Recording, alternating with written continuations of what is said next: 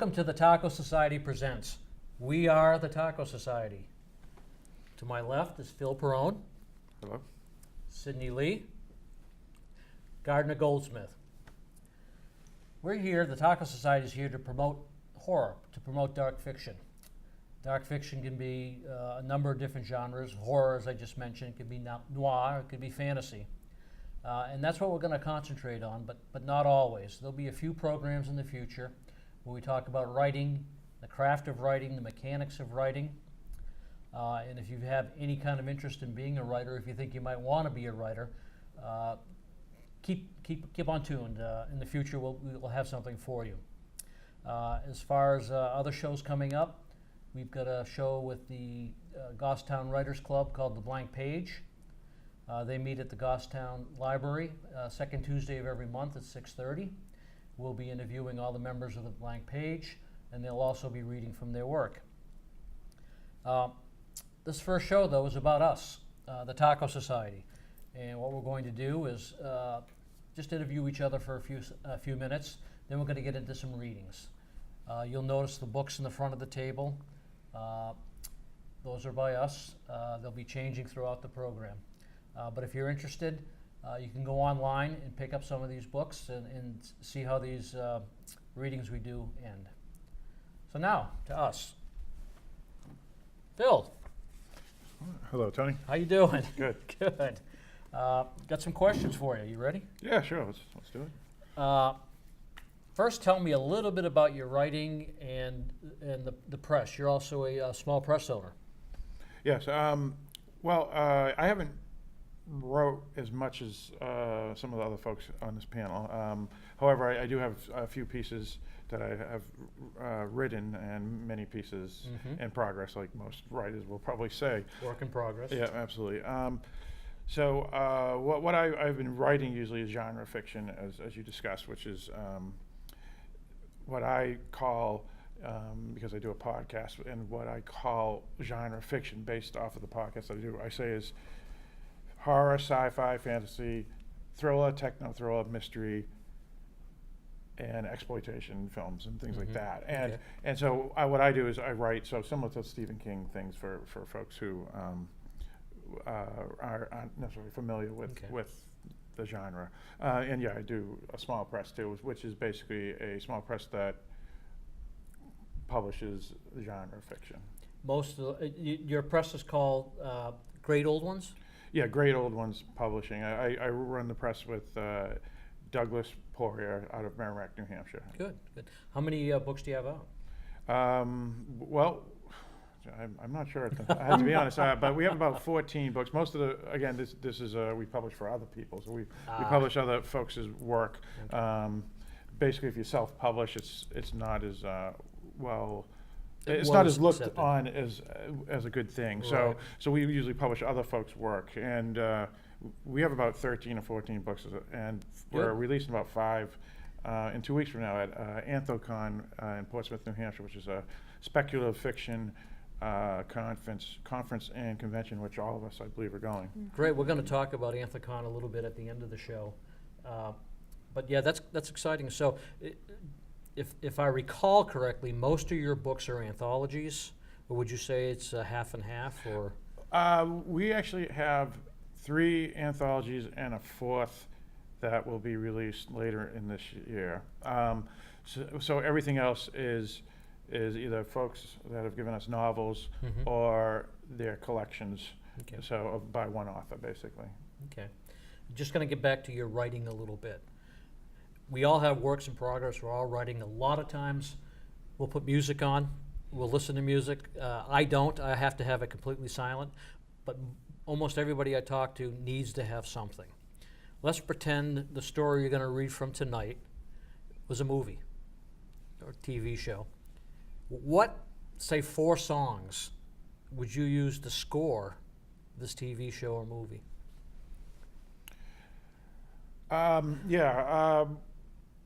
I'm a fan of classic rock, so most of the music that I would listen to, if I did listen to it when I write, would be that. And since this is darker fiction or what I like to call fiction with a melancholy tone. Mm-hmm.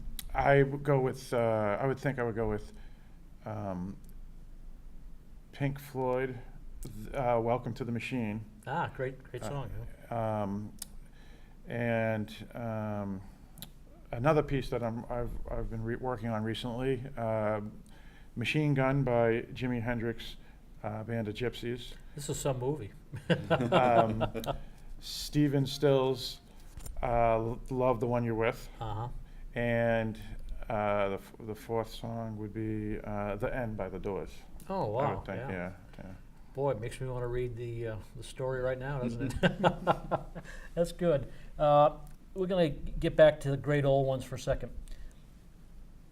How do you, when people submit to you, say you have an open call like you did for Bugs, was Bugs the name of it? The Yeah, it anthology? was called Bugs, Tales That Slither, Creep, and Crawl. If you have an open call, which means anybody can write a story and submit it to you for acceptance, you get a bunch of great stories in. You only have room for 20, but 30 people send great stories in, and you got to reject 10 of them. Mm-hmm. What's the process? What do you do when you say, oh my God, I've got 20, I got another 10 here I really want? How do you reject those 10 people? What do you do? What's the process? What do you go through? Well, I know you do the same. You have anthologies that you've worked on before, and so you kind of know the process. But what we do... That's why I'm asking. Yeah, well that's fair. Well, for example, Bugs, there was a good 200 to 350. I can't remember. It was a number of stories that came in for us, and so immediately you have to weed out a bunch. So you have the 3 piles: the yes, nos, and the maybes. Is how I do it.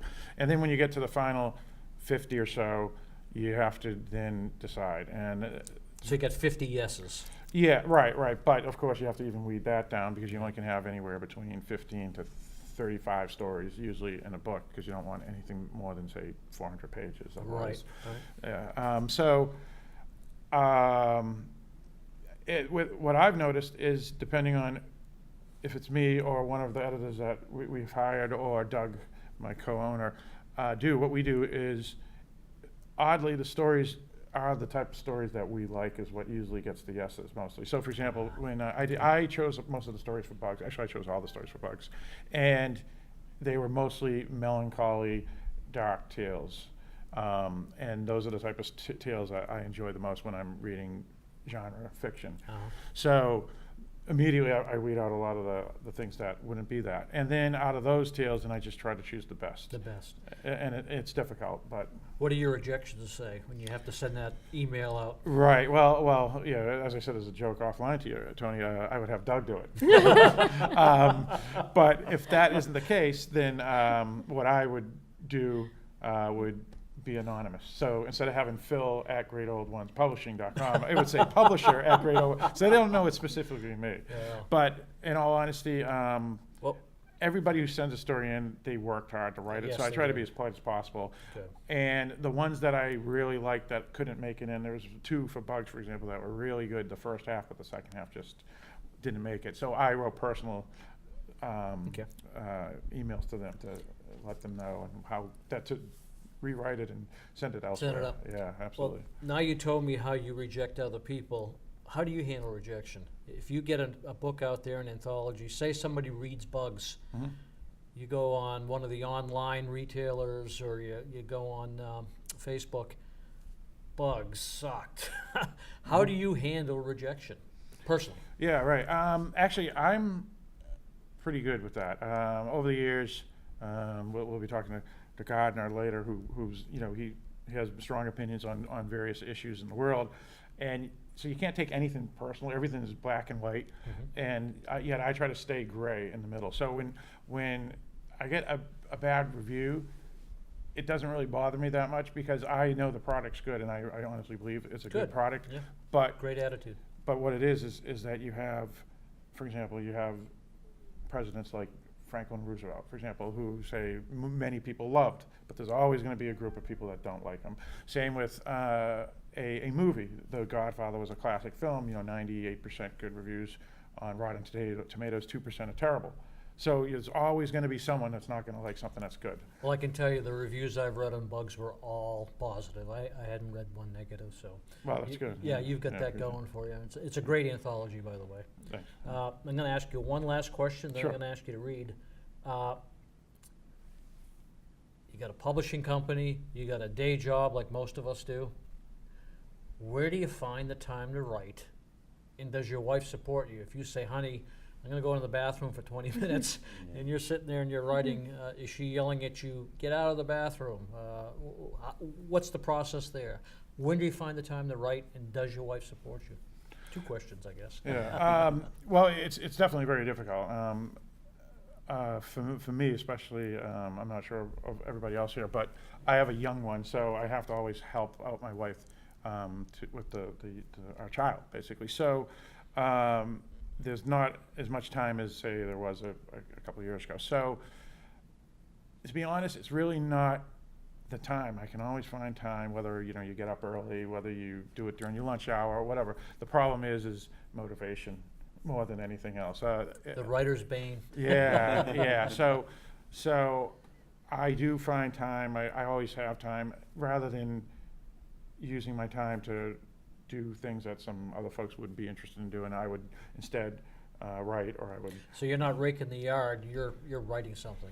Well, I fit that in too. But instead of watching, the television show, that I'll just record it and then I'll write, and then maybe watch that Watch it when you television can. show. Yeah, Okay. exactly. So. And your wife's supportive? She has no problem with all Yeah. the press and the writing? She's been really good with because I guess we have to call these hobbies. This is a hobby more than anything, even though I guess we've all been published. But she knows it's a hobby, so it's not a problem. So Okay. she thinks it's Good, a good great. thing. Yeah. So what are you going to read first? Oh yeah. I actually going to read a story called Indian Summer. It's in a book called Cairo Mad 2, published by Written Backwards Press. Michael Bailey's group. Michael Bailey is the editor, and I believe he's the owner of the company as well.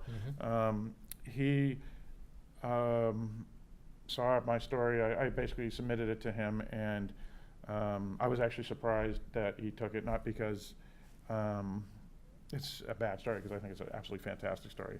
Pat myself on the back, but what it is the number. Like I said, for Bugs, we had 300 stories come in. I was a no name to him, so he didn't. I mean, he knew me because I talked to him here and there, but he doesn't know me as a friend necessarily. So to be accepted just because on the merit of the work.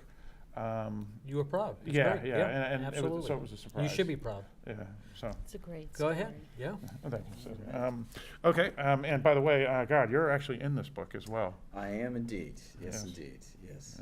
Cairo Mad, Michael Bailey. That is, and Cairo Mad 3 will be coming out very soon. The whole series is great. I hope people will look for the books. Absolutely. So this is Indian Summer. The interesting thing about the story is there is no dialogue, and the main character was never named. And that wasn't intentional. It just turned out to be that way. So, Indian Summer. The Tuttle House. We in the neighborhood just called it that because that's who used to live there. She was a loner, Mrs. Tuttle. To be honest, I don't even know her first name. She was a 40-year-old woman, divorced. About a year or two ago, her husband just up and left her. No one really knows why. Tommy Castle, who I guess you could call my boyfriend, tried to get her to be one of his customers on his paper route, but she didn't even want a newspaper. So there she was, a childless divorcee who lived alone.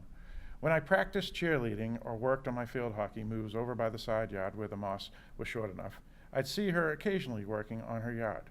Her house was a good 100 yards away at the end of the cul-de-sac. From that distance, she appeared as this little dot, usually in a pair of fluorescent shorts and a tank top. Nothing about her was exceptional. My father called her a plain Jane, and based off Tommy's opinion, it seemed suitable. I did meet her once. Last year, when I was a freshman, I happened to be one of those goody two-shoes who actually went around knocking on doors when school asked us teenagers to collect for UNICEF. There I was, ringing doorbells with the little orange box in my hand, getting quarters and dimes from all the neighbors, and thinking about it, just like with Mrs. Tuttle, I probably met most of the neighbors face-to-face only a handful of times. Our road, appropriately named Ibister Farm Road after the old pumpkin farm that the Ibisters owned before they sold off the land to a builder, was typical. The houses were carbon copy ranch style and all seemed to grow out of the hardy soil like the recently planted willows and catalpas that were barely as high as the roofs. One thing about building on old cropland, the lots were treeless and bare. My father always grumbled how if he had the chance to do it all over, he'd have bought in Wilton, New Hampshire, where forests were still thick. Mrs. Tuttle seemed friendly enough. There was no little dog running to the window to announce my arrival on her doorstep. Only the woman's footsteps greeted me before she appeared behind the screen storm door. I thought it odd, it being late October and a chill already in the air, and yet still she hadn't changed it to a glass pane. Her demeanor was kind, even if a shadow of annoyance passed across her face. That itself wasn't strange, since I could count on my 10 fingers the same expression from a handful of the other neighbors. Her green eyes had darted to the orange box, and before I could explain my intrusion, she had reached over by a small sidebar where a little pink purse lay. Though her fingers somewhat hid her contribution as she dropped the coins within the slot of the box, I saw that it was around 80 cents. I thanked her maybe a little too animatedly, and soon her front door was once more closed with its flat plastic jack-o'-lantern grinning at me from its perch upon a small nail. So that was my only actual meeting of the woman. A few pleasantries between us discussing the weather and my polite gratitude for her donation to an organization I didn't really know all that much about or what it did. But earlier, as I said, Tommy had met her. He had met her a number of times. Once a year, he'd go around knocking on the doors of a handful of households that had held out from getting a subscription to the Nashua Telegraph. His success rate wasn't all that fruitful, but he said he had to give it the college try. His discovery was that folks were already set in their ways with their loyalty to other newspapers and their reading online editions. Tommy used to grumble how next year, when he turned 18, he'd have to go find another job like pumping gas or bagging groceries. He dreaded being told what to do by 20-year-old bosses who had their soul already sucked up by what he liked to refer to the machine. My father and his generation seemed to call it the man, but no matter, whatever one called it, I knew it all meant the same. Changes did take place in the neighborhood. The day itself had been memorable for a number of reasons. It was 6 months ago, February, and in New Hampshire it usually was pretty nasty. The Super Bowl was over, so our excitement waiting to watch the Patriots and Tom Brady each Sunday had passed. The weather was usually frigid, and 1.5 feet of snow blanketed the landscape with its blinding lucidity. And the sun, oh, how it would shine on a clear day, and yet no warmth came from it. It teased us with its radiance and tricked us by setting around 5 o'clock. A cold darkness would replace it until middle morning. Nothing remained but a chilly wind and a quiet that was eerily peaceful. That February day, 6 months ago, was different. It was what my mother called an Indian summer. Though her parents were from Vietnam, she herself had grown up in Nashua. I'm not sure if it was just a New England term, but it meant an unusually warm day in the middle of the winter. I was over at Tommy's house doing what every parent dreaded their teenage daughter would do. It was just after school, and Tommy's parents were still at work. The two of us remained naked in his bed when we heard the first sirens. I was still a bit high, both from our intimacy as well as the joint we were smoking. When the second siren passed, we got up. While I pulled my dress over my head, Tommy had opened the window to wave the smoke out. At that point, a third siren passed, much louder now than the window was open. Tommy mentioned he had seen some sort of fire truck heading down to the end of the street. It was pretty bizarre. A street with 14 houses that ended in a dead end didn't attract many emergency vehicles. Even before we walked the length of Tommy's driveway, we could see 2 police cruisers, a fire department paramedic, and a Mercedes-Benz parked at the Tuttle house. Neighbors, which I knew in passing, had congregated out front. When we joined the fray, I went over to Mrs. Gauthier to see what was going on. Her 5-year-old daughter clung to her, whimpering as the woman bounced the girl against her hip. She was as clueless as us. Some of the neighbors spoke with the 3 police officers that came in and out of the house, but they weren't all that forthcoming. The minutes dragged to hours. Most everyone had left, but an additional neighbor would come to join us, so often asking what was up. So, I screwed up. That's Let's okay. continue. Just keep going. February or not, with the oddly warm temperature, Tommy had stripped down to a t-shirt. At one point, I wanted to leave, but Tommy held me. I stayed out of loyalty, as well as the elation of what my mother would call teenage infatuation.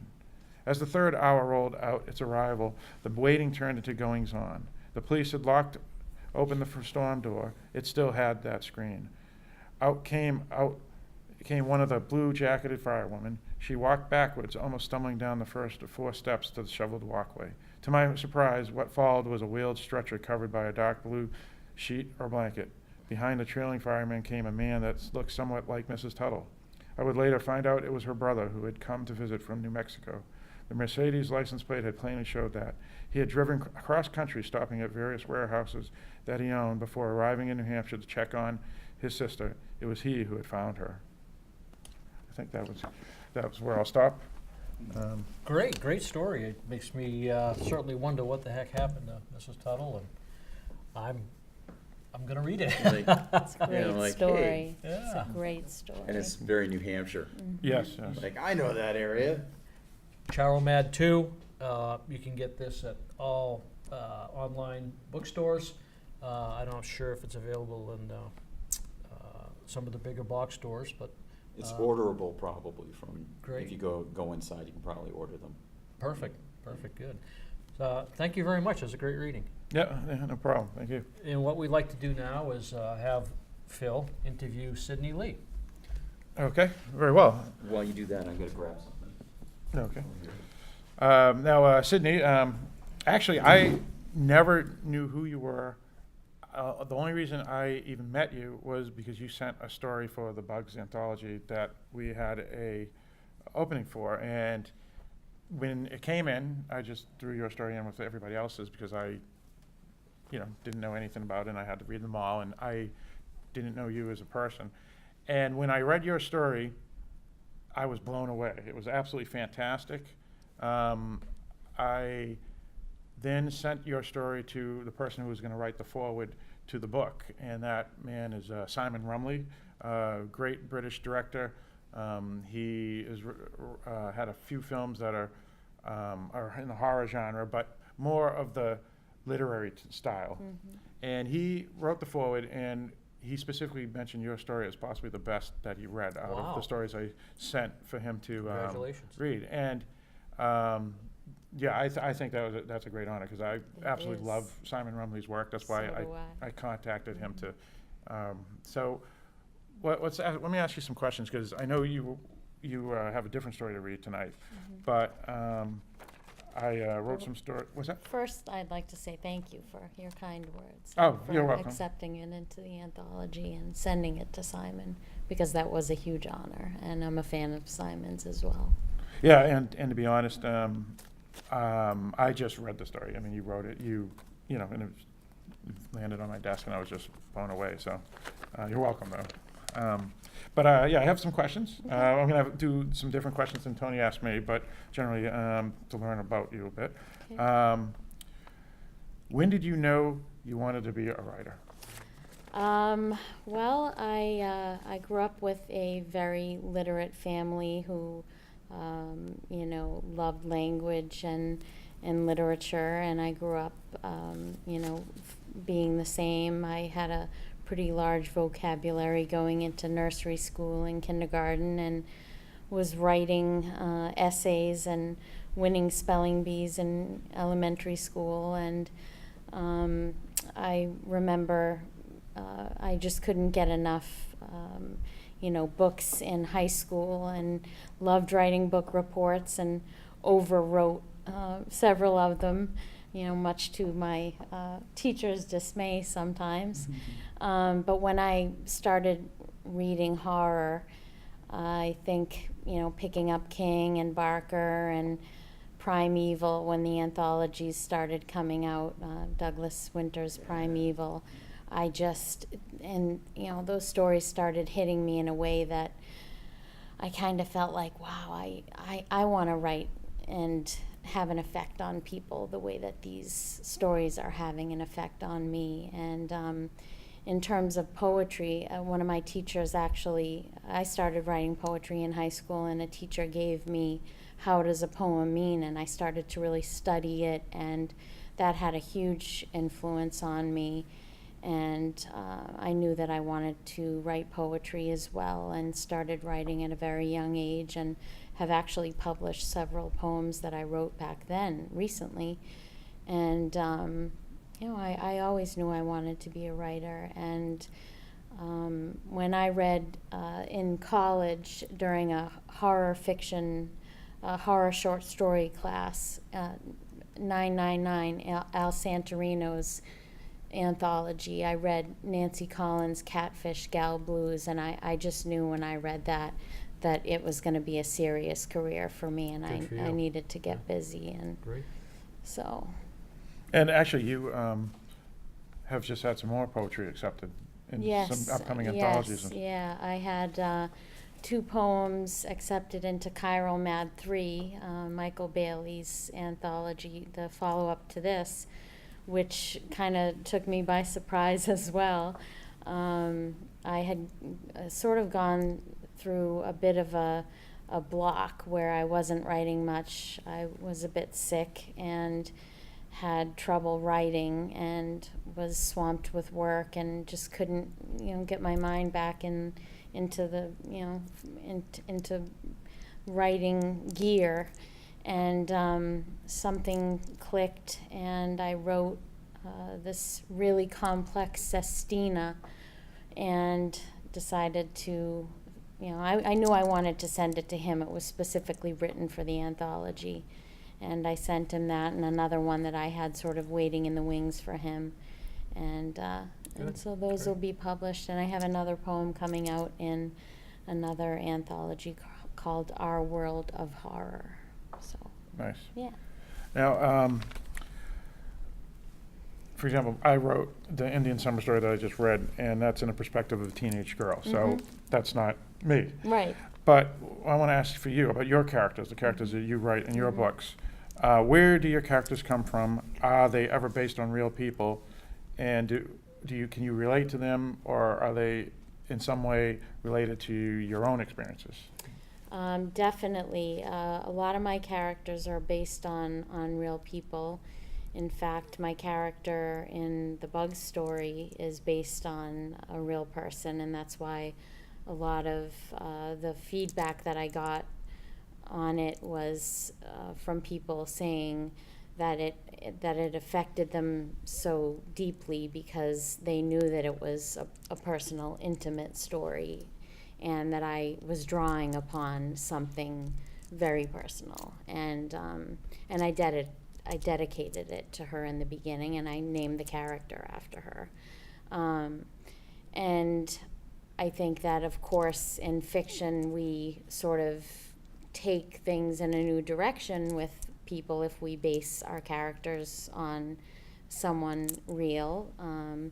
But also, I like to, when I fictionalize characters, make them as real as possible and make it hard for readers to even differentiate between a character on a page and a real person you would meet in real life, or someone you would know, and develop them with personalities and characteristics that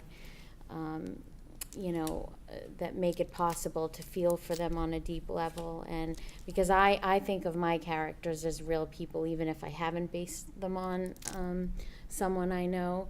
And I know it's kind of crazy, but I love my characters, and I think of them as real people, and I can see them in my mind.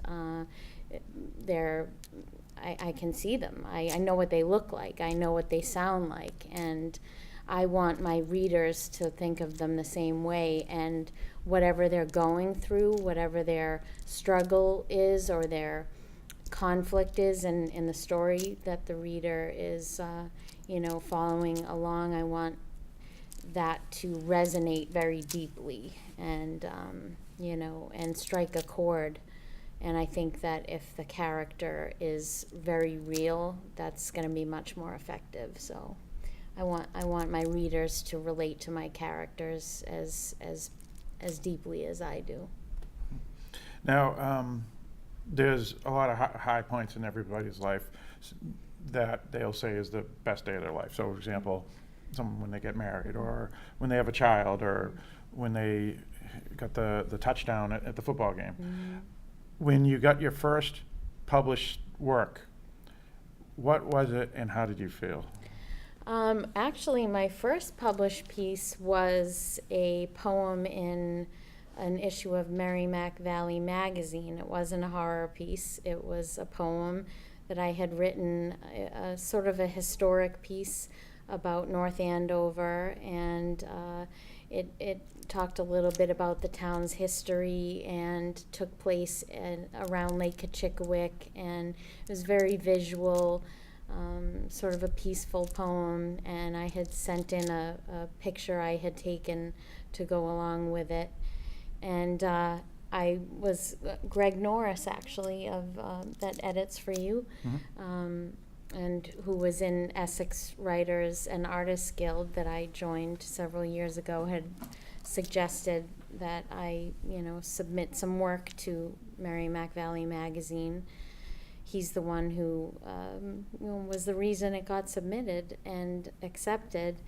I felt great. I was so pleased, and just to see your work on the pages of a magazine is incredible. It was really nice, and I felt that it was special because it was something that my family was proud of, and it was meaningful because it was about my town, and it was something I could always look back on no matter where I went, because it was about places that I had been visiting since I was a child, and it was wonderful. It was really nice. It was a good feeling. Do you have a follow-up question? I actually have one other question.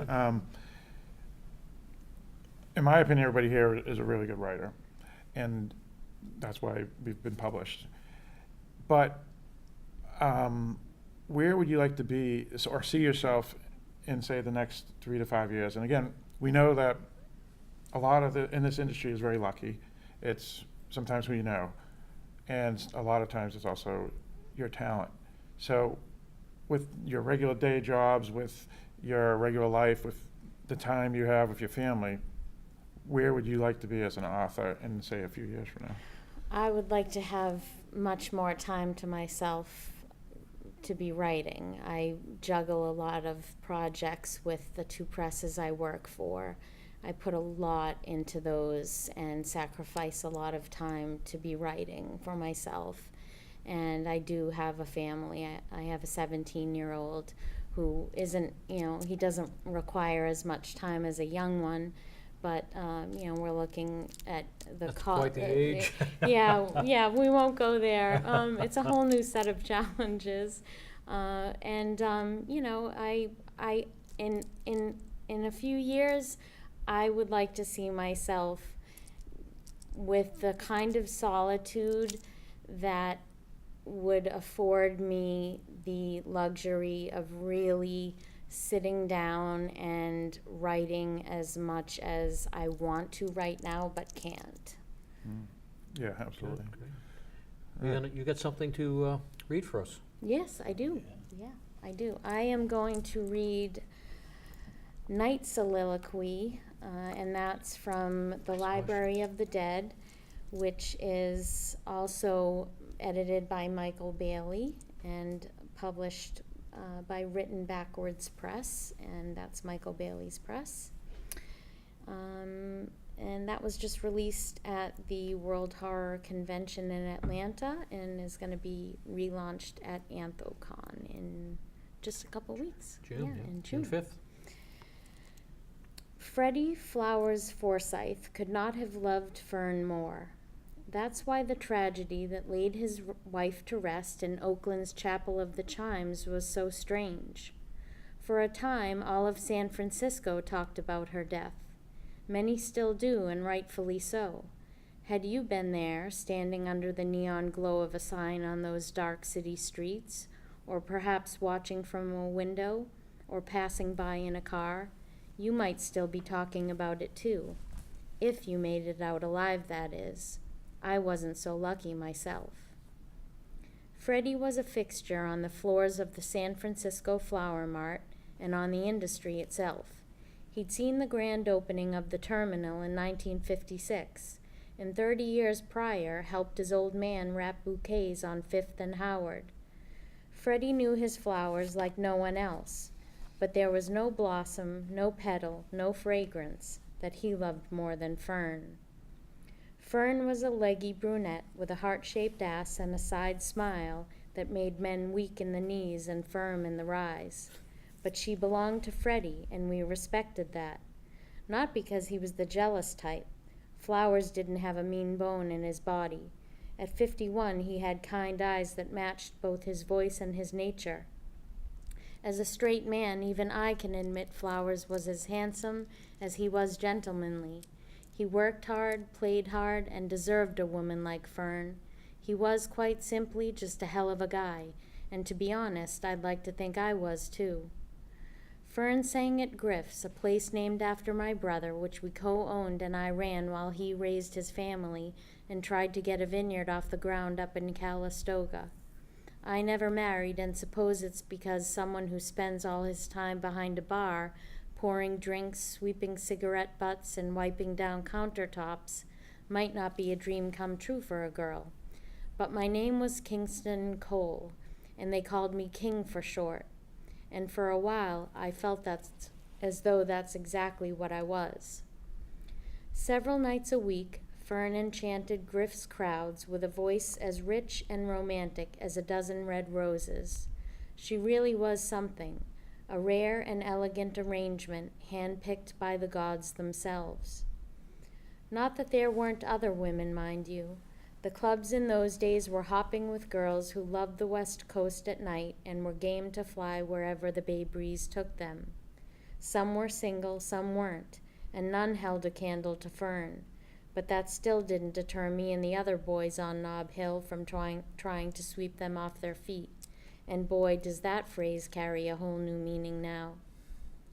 The year things went wrong had started off right for a lot of us. But then again, San Francisco was dynamic in the 70s. What remained of the city's denizens had survived the Zodiac and zebra killings, saw the rise of gay pride and the backlash against it. Flowers and Fern were so happy it was almost contagious, and come September, Flowers made a big to-do about her 40th birthday. Fern was 11 years his junior, an only child, and her parents never left their East Coast hometown. We were all she had, and didn't mind one bit. Fern was our mascot, if you will, but one you wanted to give more than a high five. She was a siren and a songbird, a prodigy of sorts. That girl could play any instrument you put in her hands, guitar, saxophone, piano. She was even known to get behind a set of drums like she was Buddy Rich or Max Roach in high heels and a sequin dress. She moved here from New York to attend the conservatory right out of high school, and whatever she didn't learn there she already knew inherently like a gift. So when Flowers bought her an old Artley flute from the antique shop on Fillmore, we were all eager to see her put that long magic silver whistle to her pretty little lips. Problem was, we were expecting the wrong kind of magic. San Francisco was just coming off the heels of another tragedy that shook our city to the core and gave us all one more reason to look over our shoulders and expect the unexpected. The Golden Dragon Massacre had riled up a lot of people earlier that month and left a handful of innocents dead. And granted, none of the boys from either side ever spent any time at Griff's. But it made eating or working in restaurants a dangerous thing to do, much like the Zodiac made us feel unsafe, sitting in parked cars, going to a library, driving a taxi. It was a dynamic world, and change can't always be for the better. The first night Fern picked up that flute, we were hypnotized. She played a dreamy piece called Danse de la Chèvre, and not a soul in the joint was talking after the 6th note. It was a different sound and mood to which we were accustomed. No one got up to dance, or sang along, or tapped their feet. We all just listened. And after that, things really changed, and so did Fern. Fridays and Saturdays were big for regulars, but also for honeymooners and tourists dropping by for a night to wet their whistles or break in a new pair of dancing shoes. I like to think Griff's was a place you could go for a good time, decent food, strong drinks, live music, hip crowd. We had something no other bar, lounge, or club in all of Nob Hill had, or beyond for that matter. We had Fern. So you can understand that a lonely, haunting melody on an unusual instrument like a flute might be captivating for a spell, but for a room full of young, sweaty people drunk on life, love, and lust, something a little jauntier than Nature Boy was in order. "Get up there, Fern," I remember my waitress Gina yelling. Fern tossed back the last of her martini before heading for the small stage. Rollo, our piano player, lent her a hand before sitting down at the Steinway. "What'll it be, young lady?" Fern reached for her flute case. "Oh, girl," Rollo pled, "let's do something with a little more pizzazz." He tore into an intro of Whole Lotta Shaking Going On, and the crowd whistled and howled. Fern leaned in close to Rollo while he played. Her long, silky hair fell in front of her face, and she tucked the auburn slip behind an ear. I thought I would play something a little quieter. But when Fern took the flute out of its bone and saddled colored case, one of the boys near the stage quoted Ferlinghetti and yelled, "Screw art, let's dance." Fern set the flute down, nodded to Rollo, and smiled. Saul Beckman was the first to die. According to the others, he was no drunker than usual, but raising hell on the roof deck patio when he went backwards over a railing. It was late night or early morning, however you want to look at it, and witnessed by the same crew that gathered topside most nights to howl at the moon and revel in the buzzy glow of a growing industrial skyline. The novelty of the pyramid had yet to wear off, and some nights you could see it through the smog draped over the city. The only thing different about this night was Fern, sitting in Freddie's lap playing Bach's Little Fugue, while the gang knocked back their last drinks. I was behind the bar and as a result caught a glimpse of Saul through the front window on his way down, though at the time I had no idea what I was seeing. It's hard to wrap your head around a dark shadow rushing past the glass, being one of your customers kissing the sidewalk at 30 miles per hour. Through tears and a spell of retching, Gina told me everything once the police cleaned up and cleared everyone to leave. According to Gina, Fern was sitting in Freddie's lap playing her flute while everyone smoked, drank, and did all the same things they did late night on the roof of the bar. At one point, Freddie came downstairs to hit the head, and when he did, Saul slid into Freddie's chair and pulled Fern onto his lap. Normally, any one of the guys would have done such a thing and earned a playful slap. But Fern wasn't amused and stood up. Saul patted her ass, and Fern whirled around with a glare. Thank you very much. Great story. Thanks. Another story I want to, just wish you could keep reading till the end. And there's artwork that goes with Oh, is there? with the Yeah. story. Oh. It's in the book. It's in Library of the Dead, and the story itself. Michael lives in that area now, and it's just so evocative. And I'm sure reading that must have been like, wow! It just jumps out at you. That's it for today's episode of the Taco Society Presents. We're going to follow up with another episode where Gardner will be asked questions from Sydney, and he'll read a little bit from his piece. And also in the next episode, Gardner will be asking me some questions, and I'll be reading something from one of my works. We want to thank you for watching our first episode. Hopefully you'll come back for more.